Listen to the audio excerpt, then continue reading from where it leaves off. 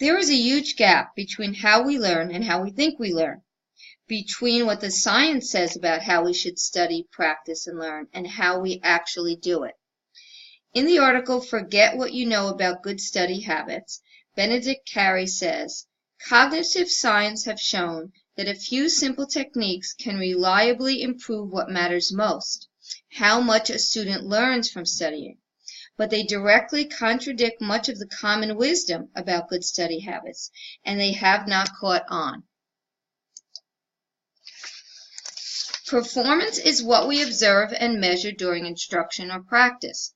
Learning is the progress observed later on, permanent change in knowledge or understanding. Elizabeth and Robert Bjork have been researching learning and memory for over 20 years. They distinguish between retrieval strength, which is the current activation of knowledge or skill, and storage strength, which refers to how entrenched the knowledge or skill is in memory. You can think of retrieval strength as information in a computer's cache memory, gone when the computer is turned off. You can think of storage strength as the information stored on the computer's hard drive that you can reload when you need it. Storage strength is about retention. According to the Bjorks, conditions of learning that make performance improve rapidly often fail to support long-term retention, whereas conditions that create challenges and slow the rate of apparent learning often optimize long-term retention. In other words, people think they are learning less when learning is hard because the performance during learning is poor, but they are actually learning a lot. Autopilot is the enemy of learning. Learners usually prefer strategies that support performance, even though they are poorer conditions of learning. They're easy. The students feel they are getting it, teachers think they are getting it, parents think they are getting it. So what are the better conditions of learning? Robert Bjork maintains that introducing desirable difficulties into the learning process can keep our brain from slipping into autopilot, greatly improving long-term retention of the learned material. A desirable difficulty is a modification to commonly used methods that add some sort of additional hurdle during the learning, practicing, or studying process. So what are these modifications? Spacing is a desirable difficulty because it interrupts autopilot. Imagine a scenario in which a teacher has students practice different examples of a single type of math problem for an hour in class. By the end of the hour, it may seem both to the teacher and to the students that this type of math problem has been mastered. On a test 2 weeks later, however, the benefit may not be evident. In fact, much to the dismay of the teacher and the students, performance during training is not always representative of long-term learning. In contrast to the story told above, in which an easy training method was followed by poor performance later, imagine that the teacher had interleaved many different types of problems during in-class training drills. Recent research reveals that difficult training of this type produces higher scores on the test than the easier version described earlier. And this is the kind of training that the Bjork Learning and Forgetting Lab believes enhances long-term learning. Spacing allows the brain to forget certain things when it goes on to other things. Coming back to the material results in more long-term memory because the forgetting forces learners to reload memories, creating the opportunity to increase the storage strength. Your daughter may notice that teachers are interleaving different concepts in practice assignments and think the teacher is being tricky or unfair. Teachers are incorporating spacing because spacing interrupts autopilot and enables the brain to process more deeply. Spacing strategies to share with your daughter. Don't cram the night before a test. Space out study sessions on a particular topic. Mix topics when using Quizlet for practice. Take mastery challenges on Khan Academy. Math practice is good initially. That's why Khan Academy has students do 7 of the same type of problem when they first approach a new skill. Then teachers can assign, and your daughter can assign herself, a mastery challenge, which is a set of questions that pulls from various skills, requiring your daughter to reload her knowledge after a period of rest from practicing the skill in order to promote retention. Marian Wright Edelman, founder of the Children's Defense Fund, shares 25 lessons for life with her sons in her book, The Measure of Our Success, A Letter to My Children and Yours. Assign Yourself is lesson number 3. By the way, Khan Academy is not just for math. There is practice for grammar, physics, biology, economics, and more to come. Variation in environment is a desirable difficulty. When my daughters were students, I bought each of them a desk for their bedrooms so they would have a quiet place to do their homework and study each and every day. Well, it turns out that that wasn't one of my best ideas. According to psychologists, the brain makes subtle associations between what it is studying and the background sensations it has at the time, regardless of whether those perceptions are conscious. Forcing the brain to make multiple associations with the same material may, in effect, give that information more neural scaffolding. Varying the location disrupts autopilot, so the brain stays alert. Varying the type of material studied in a single sitting also disrupts autopilot and leaves a deeper impression on the brain than does concentrating on just one skill at a time. Most of us think we should master one concept before moving on to the next. Finish studying biology and then move on to studying social studies, for example. Robert Bjork's research tells us that it's more effective to go back and forth between distinct concepts within a study session, a kind of mental cross-training. Athletes know this. They mix their workouts with strength, speed, and skill drills. Musicians know this. They mix scales, musical pieces, and rhythmic work in their practice sessions. Ursuline students use vocabulary.com. And when using that software, students are given 3 sets of questions for each word list. Set 1, the students are given a sentence and must choose the correct word from 4 choices. Set 2, students are given word and must choose the correct sentence from 4 choices. Set 3, students are given a fill-in-the-blank question and must type the correct word. I now understand why vocabulary.com does that. It's the same words, but the questions are worded differently, providing variation in context. Khan Academy, Duolingo, and other instructional software vary how questions are worded to disrupt autopilot and keep the brain alert. Your daughter may notice that teachers are varying how they word questions during practice and on assignments in order to disrupt autopilot and keep her brain alert.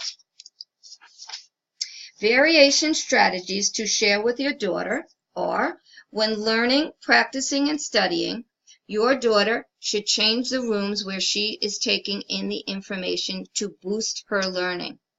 She should go back and forth between distinct concepts within a study session. Alternate among vocabulary, reading, and speaking when studying a foreign language, for example.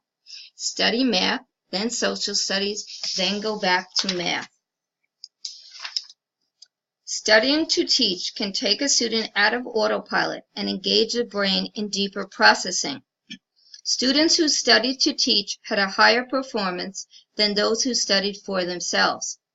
Elizabeth Bjork said she is often asked by parents how they can help their child when they don't know the material themselves. Her answer is, you don't have to know it. Ask your child to teach you. We remember 10% of what we read, 20% of what we hear, 30% of what we see, 50% of what we see and hear, 70% of what we discuss with others, 80% of what we personally experience, but 95% of what we teach. Study to teach strategies that you can share with your daughter. Study by teaching material to your friends, a parent, or even your dog. Study in front of a mirror and teach the material to yourself.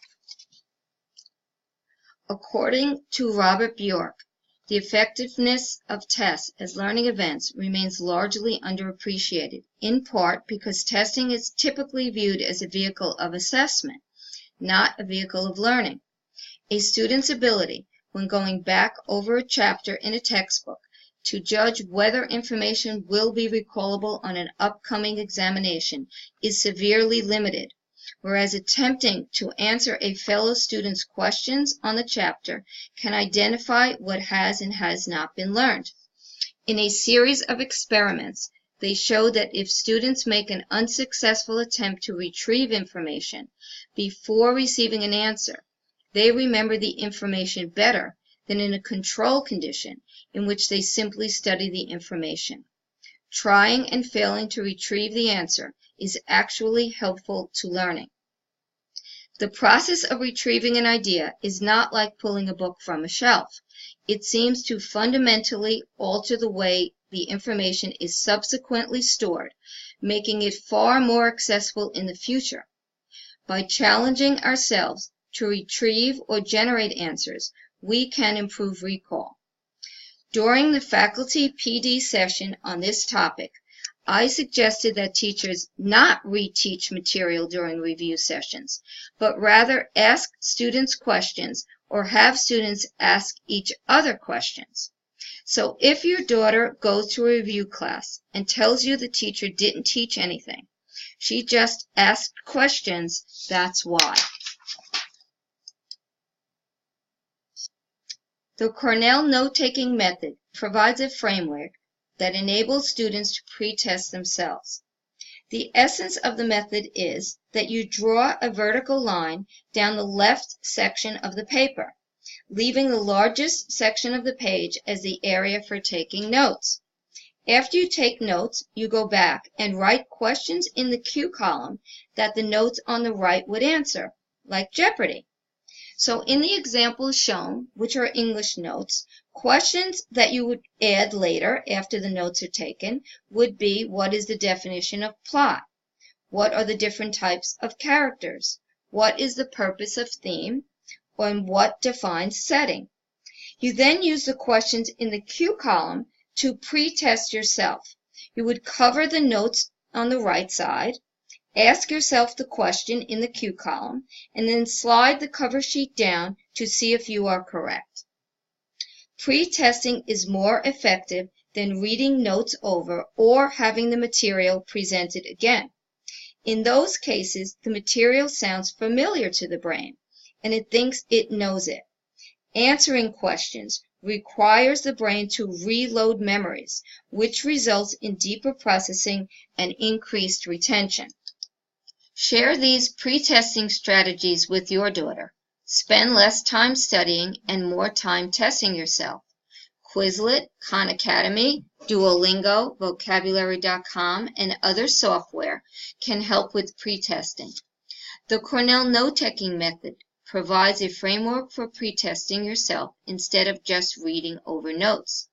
Take the questions in the back of the chapter and try to answer them before reading the chapter. Trevor Reagan, in his blog, speaks about productive struggle. He says, I'm squatting, you're spotting. The goal, 12 reps. Reps 1 to 3, no problem. Reps 4 to 7, not bad either. But I'm starting to feel it rep 8. It gets hard, and I start to struggle a bit. You jump in and do the last 4 reps for me. I feel better. You feel helpful. But my reps have been robbed. We would never do this in the weight room, yet we do it all the time when it comes to learning. We finish their sentence, give them the answer, solve the problem, and remove them from the challenge. What is productive struggle? Students grapple with the issues and are able to come up with a solution themselves, developing persistence and resilience in pursuing and attaining the learning goal or understanding. I wanted to let him figure it out on his own, but he was calling out for help. And other parents are looking at me like, why are you ignoring your child? I didn't know what to do. Now, the reality was he was about 6 inches off the ground. If he fell, it wasn't that big of a deal. He was struggling, and he was getting better each time. And so he could fly across the monkey bars like it was no big deal. What I hadn't realized at that point was that there are different types of struggle. There's productive struggle and unproductive struggle. Productive struggle produces gains, and these gains help improve future performance. Unproductive struggle doesn't do that. It's sort of like struggle for the sake of struggle. One metaphor for thinking about this is with a bench presser and a spotter. A spotter's job is to give the bench presser the least amount of help so the bench presser can lift the weight. In that way, the bench presser gets stronger every time. But if the weight is so heavy the bench presser can't even lift it, then they're not getting stronger, and that's unproductive struggle. So, in that way, productive struggle is better than unproductive struggle. Productive struggle has a cycle of struggle and feedback, and it leads to rewards. Unproductive struggle doesn't have it. It's sort of like flailing in the wind. You don't actually get better. So the question then is, what does this mean for education? Because if we're letting students productively struggle, but it appears like unproductive struggle to others, they might criticize their choices because they don't understand. In particular, there are 3 groups I'm concerned about. Students, others, including other teachers, administrators, and parents, and even yourself. If we can practically deal with the messaging, it's going to make our lives a lot easier. My colleague Nanette, who's awesome right there, she tells this story about how she realized this was an issue with her students. It was about 3 weeks into the school year, and students had come up to her and asked her, "When are you going to start teaching us?" And she said, "What are you talking about?" And they said, "Well, all you do is give us problems and you ask us questions. When are you going to tell us what to do and have us take notes?" See, the reality is that students aren't necessarily used to this. This is going to be something that we're going to need to repeat repeatedly over time. We need to teach them how to learn. It's like the saying goes, we're not just giving them a fish, we're teaching them to fish. But they're not the only group that may have these concerns. Other teachers, administrators, and parents don't have the benefit of seeing what we're doing firsthand. They hear about it secondhand. It sounds like this. My teacher doesn't care about me at all. She just lets me suffer. And when I ask her for help, she won't even tell me what to do.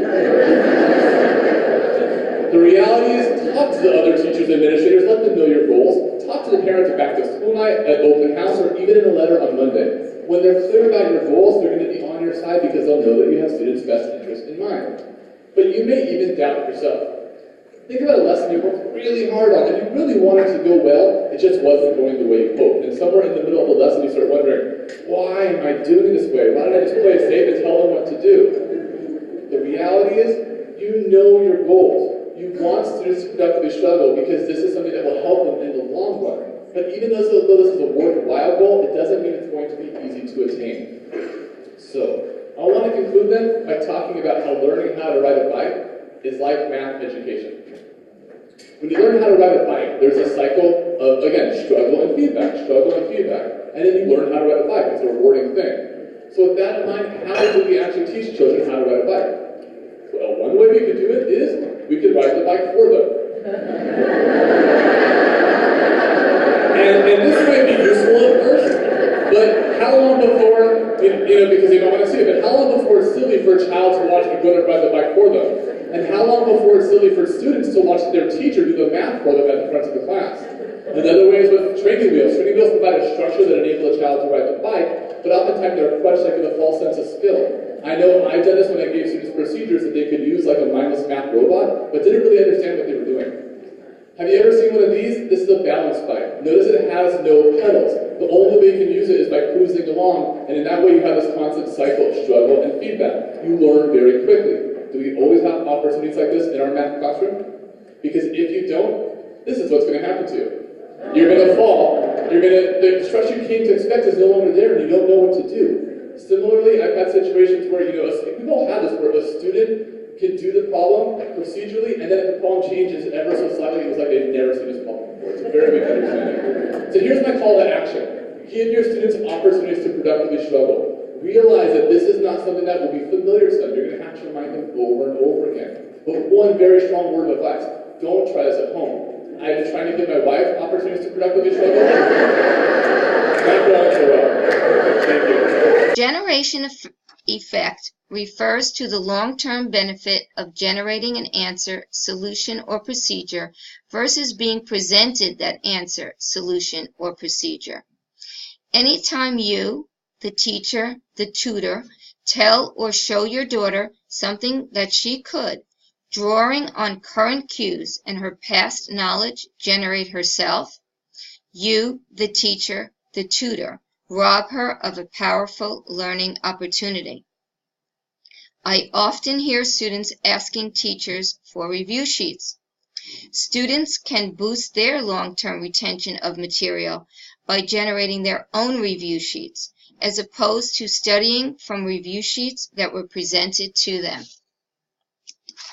How can you foster productive struggle? Create an environment where confusion and mistakes are part of learning.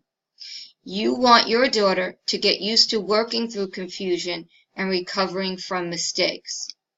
Give your daughter time to struggle with tasks. Provide your daughter with strategies for what she can do when she is stuck.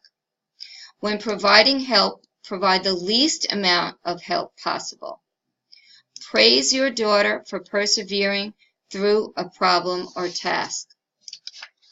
Productive struggle promotes retention and lasting learning. It gives students the tools to solve a problem and lessens their dependency on asking for answers. Growth mindset is the belief that intelligence and abilities can be developed with effort, practice, and strategies over time. Today's session was about some of those strategies. I believe you sent your daughter to Ursuline because you think we know what we are doing. Trust that decision. We do our research, and we engage in ongoing professional development for our teachers. Teaching methods that you remember from your days as a student, methods you felt worked for you, are probably not the methods we are teaching teachers to use today. Students are different. The skills they need to develop are different. Much has been learned in the area of cognitive science.